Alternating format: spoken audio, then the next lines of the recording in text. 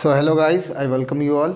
So my name is Gaurav and हमारी आज की क्लास का टॉपिक है story of numbers part one. जी हाँ, पार्ट वन। इसको मैं दो पार्टों में बताने वाला हूँ। इसको हम इस टॉपिक को हम दो पार्ट में कवर करेंगे।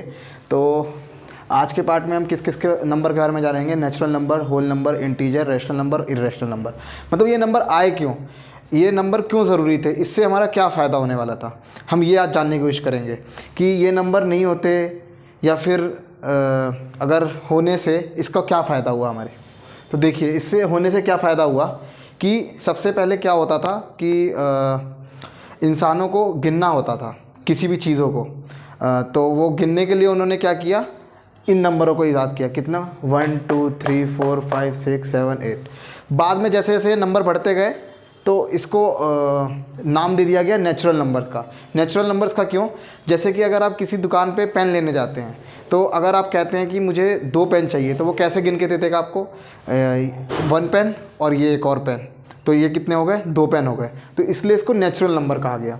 इसके बाद क्या हुआ, धीरे धीरे टाइम के साथ हमें एक ऐसी क्वांटिटी को बताना था या फिज़िकली शो करना था ऑन पेपर कि जिसका मतलब कुछ भी ना हो, मतलब नल हो, तो उसको शो करने के लिए ज़ीरो का यूज़ किया। और जब हम ज़ीरो को हमने आगे बढ़ाया तो उससे ज़ीरो, और उसी ज़ीरो की वजह से क्या हुआ, आगे हमारे और नंबर बढ़े। 9 के बाद काउंटिंग इसी तरीके से बढ़ी। बाद में शुरुआत में खाली ये नॉर्मली नंबर्स बोले जाते थे, बाद में इनका नाम जो है नेचुरल नंबर और होल नंबर पड़ा, क्योंकि पहले इसका नाम नेचुरल नंबर रख दिया गया था।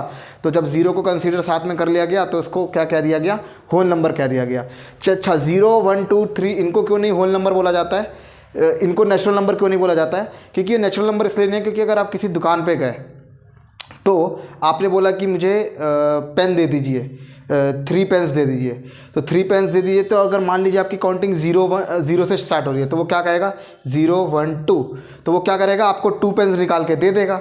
लेकिन आपको रियल में कितने आपने बोले, 3 पेन्स बोले ना, तो 3 पेन्स वो कैसे देगा, 1 2 3 ऐसे काउंट करके देगा ना। तो इस वजह से इसका नाम नेचुरल नंबर है और इसका नाम होल नंबर है।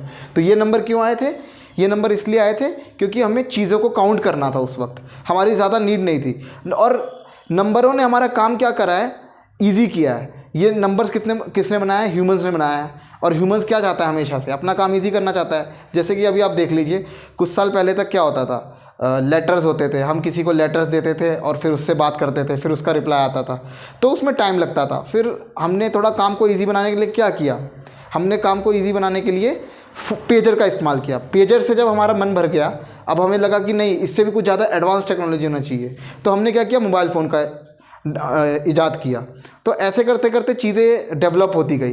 तो वैसे ही ह्यूमंस की क्या हुई, जैसे जैसे टेक्नोलॉजी डेवलप हुई वैसे वैसे इंसान की ज़रूरतें भी डेवलप हुई, उनको ज़रूरत भी ज़्यादा होने लगी। तो फिर क्या हुआ, बाद में इंटीजर्स का याद किया गया। इंटीजर्स क्या होता है, नेगेटिव नंबर्स।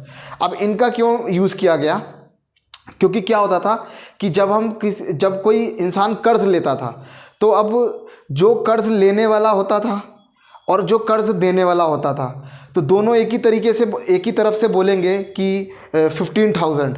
तो उसमें अब जैसे 15,000 रुपये किसी को मैंने दिए अपने फ्रेंड को, तो मैं कहूँगा कि मैंने 15,000 रुपये दिए और वो कहेगा कि मैंने 15,000 रुपये लिए।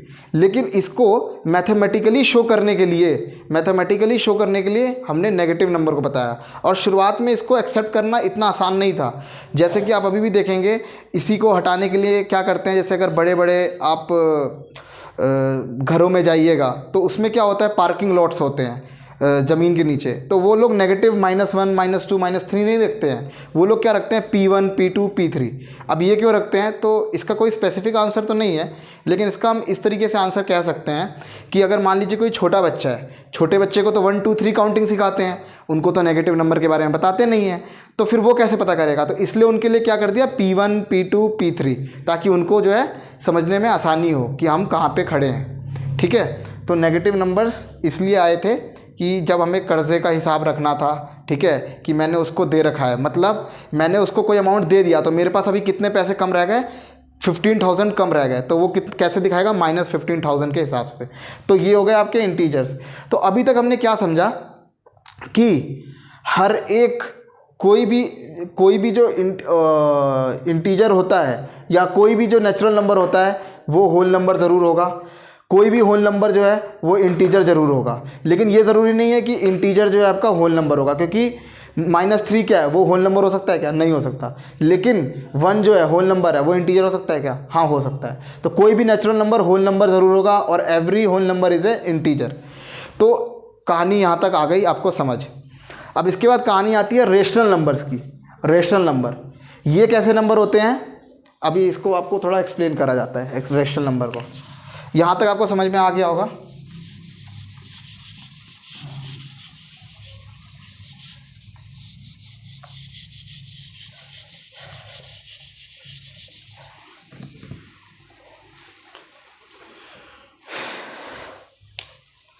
रेशनल नंबर की कहानी क्या है?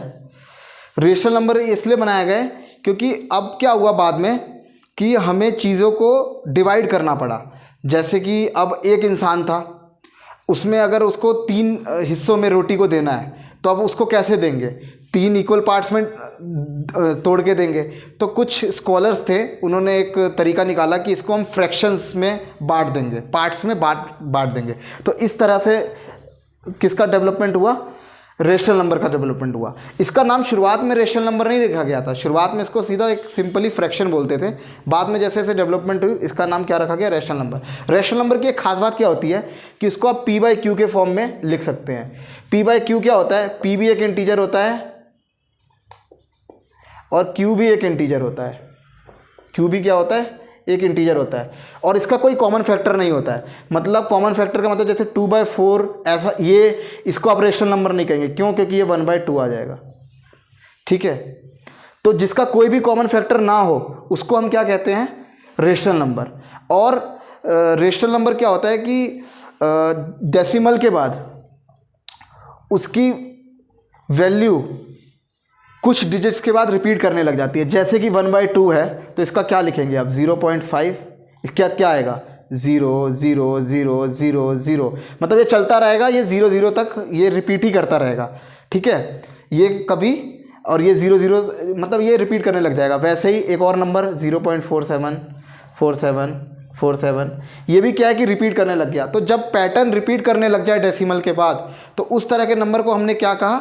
Rational numbers. क्या कहा हमने? Rational number. और रेशनल नंबर को आप ऐसे भी समझ सकते हैं कि कोई भी ऐसा नंबर जिसको कि हम किस फॉर्म में लिख सके? जिसको कि हम p/q के फॉर्म में लिख सके, मतलब 2 इंटीजर के फॉर्म में लिख सके। मतलब उसका डेसिमल जो है, डेसिमल के बाद उसकी डिजिट्स जो हो फाइनाइट हो। जब फाइनाइट हो या फिर रिपीटिंग हो। फाइनाइट हो, फाइनाइट मतलब कि जिसको हम मेज़र कर सकें, मतलब 10 हो, 15 हो, 20 हो, एक वैल्यू हो स्पेसिफिक, या फिर रिपीटिंग हो, तो उसको हम क्या कहते हैं? उस वैसे नंबर को हम रेशनल नंबर कहते हैं। तो ये बात ध्यान रखिएगा कि हर रेशनल नंबर, हर इंटीजर, हर नेचुरल नंबर और हर होल नंबर जो है वो आपका रेशनल नंबर ज़रूर है। कैसे है अगर हम देखने की कोशिश करें तो,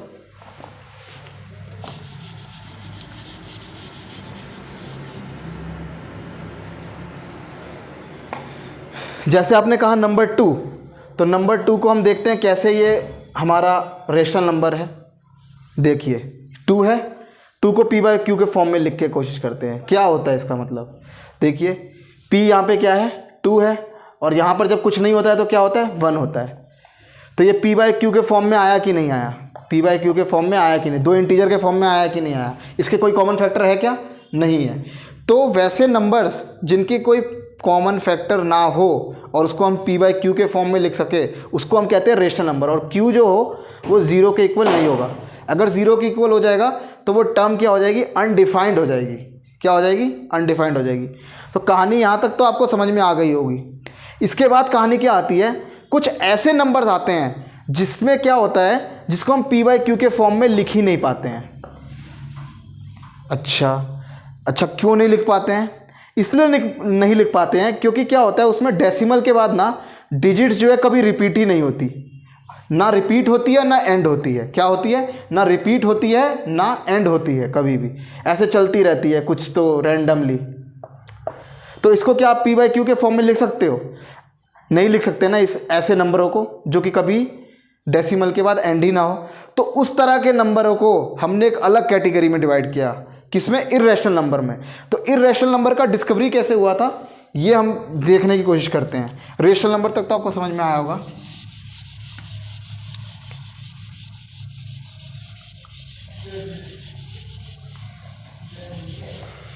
क्या हुआ कि कुछ साइंटिस्ट जो थे, कुछ मैथमेटिशियंस, वो एक स्क्वायर था जिसके साइड लेंथ 1 यूनिट के थे। कितने के? 1 unit, each length is 1 unit. तो वो उसकी डायगोनल का लेंथ फाइंड करने की कोशिश कर रहे थे। तो जब उन्होंने डायगोनल की लेंथ फाइंड करने की कोशिश करी तो उन्होंने देखा कि ये एक ऐसा नंबर आ रहा था जो कि रेशनल था ही नहीं। मतलब वो एक रेशनल नंबर नहीं आ रहा था, वो पॉइंट के बाद रिपीट नहीं हो रहा था, वो पॉइंट के बाद इतना डिजिट्स उसकी कंटिन्यू हो जा रही थी। तो इस वजह से एक नया नंबर को हमें जन्म देना पड़ा। हमारे पास उस टाइम 2 ऑप्शन थे, या तो इस लेंथ को हम कह दें कि स्क्वायर की ये लेंथ क्या है, हम फाइंड ही नहीं कर सकते, या तो हम क्या करें, इसकी लेंथ फाइंड करें। तो इसकी हमने क्या किया, इसकी लेंथ फाइंड करी। तो लेंथ कैसे फाइंड की गई? पाइथागोरस थ्योरम से। तो पाइथागोरस थ्योरम आपको पता होगा क्या था? √1 + 1 and this is equal to √2 unit. ठीक है। और √2 की जब यूनिट, √2 को हमने क्या कर रखा है 9th क्लास में, एक अगर आपने एनसीईआरटी पढ़ी हो तो उसमें है कि √2 को पहले रैशनल मानते हैं और फिर उसको इर्रेशनल प्रूफ करते हैं by the method of contradiction. क्योंकि अगर कोई भी नंबर रेशनल होगा तो उसके पास एक प्रॉपर्टी होती है कि उसको हम इंटीजर के फॉर्म में लिख सकते हैं और उसका कोई कॉमन फैक्टर नहीं होगा, लेकिन बाद में देखते हैं कि पी और क्यू के कॉमन फैक्टर निकल जाते हैं। तो इस वजह से by the method of contradiction में हम प्रूव करते हैं कि √2 एक इर्रेशनल नंबर है।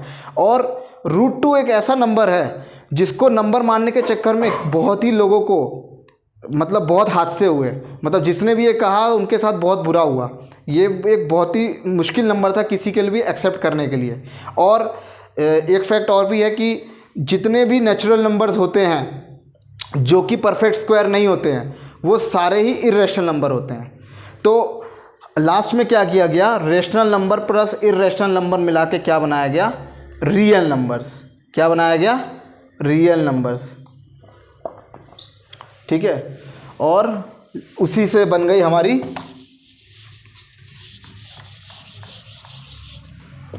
Real number line.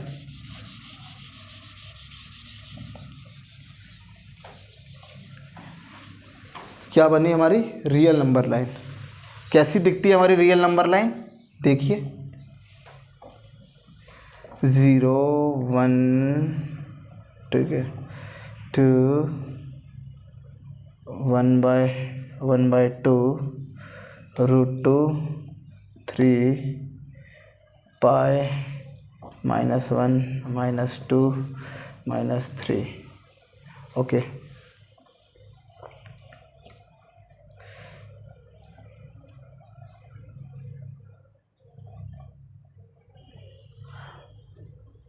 देखिए अब हमारी नंबर लाइन कैसे बनी, 0 1, इसके बाद क्या था √2 और ये 1/2, ये वैल्यू कितनी है 2, ये 3 और ये पाई।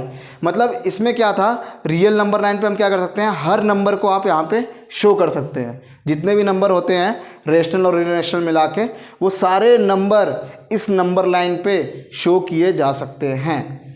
तो आपने देखा ना कि हर चीज़ जो बनाई गई है नंबर, तो वो हमारा काम मुश्किल करने के लिए नहीं बनाई गई है, वो हमारा काम आसान करने के लिए बनाई गई है, जिससे कि हमारा काम आसान हो जाए, हम किसी भी चीज़ को मेज़र कर पाए ईज़िली। तो ये हमारी मुश्किलें हमें मुश्किल में डालने के लिए इसको फाइंड नहीं किया गया है। और अभी एक और पार्ट बचता है कॉम्प्लेक्स नंबर। तो कॉम्प्लेक्स नंबर समझने से पहले हमें इमेजिनरी नंबर समझना पड़ेगा, और इस वीडियो में मैं आपको नहीं बताना चाहूँगा क्योंकि वीडियो बहुत लंबी हो जाएगी, वीडियो की लेंथ, और आप लोग का टाइम बहुत इंपॉर्टेंट है। तो आज की वीडियो में बस इतना ही, और आगे भी आपको ऐसे ही वीडियोस कंटिन्यू मिलते रहेंगे इंटरेस्टिंग फैक्ट्स के साथ, इसकी क्या नीड है। और अगला वीडियो बहुत ही इंटरेस्टिंग होगा क्योंकि, और अगला वीडियो बहुत ज़रूरी देखिएगा क्योंकि उससे आपको पता चलेगा कि जितनी भी आज हमारी डेली लाइफ की एक्टिविटीज़ ईज़िली आप कर पा रहे हैं, कंप्यूटर चला रहे हैं, कुछ भी कर रहे हैं, वो सिर्फ कॉम्प्लेक्स नंबर की ही देन है। आप कोई गेम्स खेल रहे हैं, वो भी कॉम्प्लेक्स नंबर की ही देन है। तो ये जानने के लिए मेरा नेक्स्ट वीडियो ज़रूर देखिए। तो पढ़ाई करते रहे, ऑल द वेरी बेस्ट।